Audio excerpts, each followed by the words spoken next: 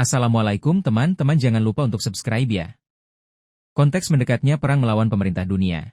Dengan alur cerita yang semakin mengarah pada konfrontasi besar melawan pemerintah dunia, berbagai kekuatan di dunia One Piece mulai bergerak dan menunjukkan diri. Pemerintah dunia, sebagai entitas penguasa yang memiliki sejarah kelam dan kekuatan militer yang besar, pasti memiliki kartu as tersembunyi, termasuk individu-individu dengan kemampuan luar biasa. Kemungkinan adanya pendekar pedang setara Mihawk di pihak pemerintah. Gorosei, para Gorosei, sebagai pemimpin tertinggi pemerintah dunia, selama ini diselimuti misteri terkait kekuatan bertarung mereka. Ada spekulasi bahwa setidaknya satu di antara mereka mungkin merupakan pendekar pedang yang kekuatannya sebanding atau bahkan melampaui Mihawk. Mengingat otoritas dan pengetahuan rahasia mereka, bukan tidak mungkin mereka menguasai ilmu pedang tingkat tinggi yang tidak diketahui dunia luar. Ksatria Suci. Para Ksatria Suci, yang merupakan prajurit elit yang melayani langsung para Tenryubito dan Im, juga merupakan kandidat yang kuat.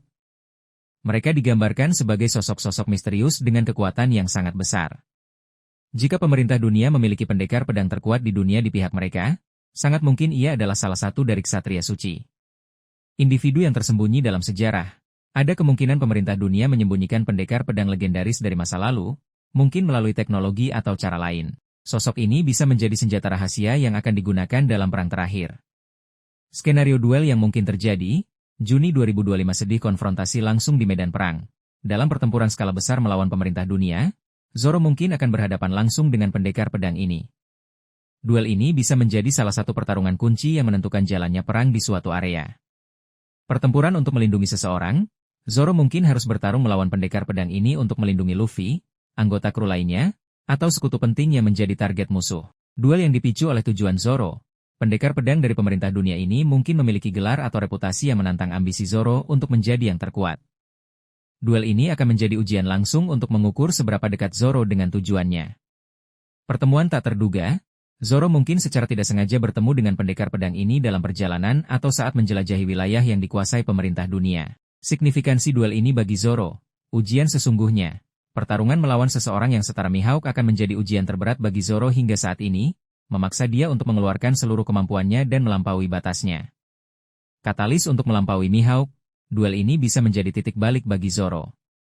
Baik menang maupun kalah, pengalaman bertarung melawan pendekar pedang selevel Mihawk akan memberikan wawasan dan motivasi yang kuat bagi Zoro untuk terus berkembang dan akhirnya melampaui gurunya. Menunjukkan level kekuatan Zoro saat ini, pertarungan ini akan menjadi indikator yang jelas tentang seberapa jauh Zoro telah berkembang sejak pelatihan dengan Mihawk dan seberapa dekat dia dengan mimpinya. Implikasi bagi aliansi. Hasil dari duel ini bisa memiliki implikasi strategis bagi aliansi Luffy dalam perang melawan pemerintah dunia. Kemenangan Zoro akan menjadi pukulan besar bagi moral musuh, sementara kekalahannya akan menunjukkan betapa kuatnya lawan yang mereka hadapi. Kesimpulan teori. Teori tentang Zoro yang akan berduel dengan pendekar pedang setara Mihawk dari pemerintah dunia sekitar Juni 2025 adalah perkembangan yang sangat dinantikan. Ini akan menjadi pertarungan epik yang menguji ambisi Zoro dan memberikan gambaran tentang kekuatan tersembunyi yang dimiliki oleh pemerintah dunia. Hasil dari duel ini akan menjadi tonggak penting dalam perjalanan Zoro untuk menjadi pendekar pedang terkuat di dunia.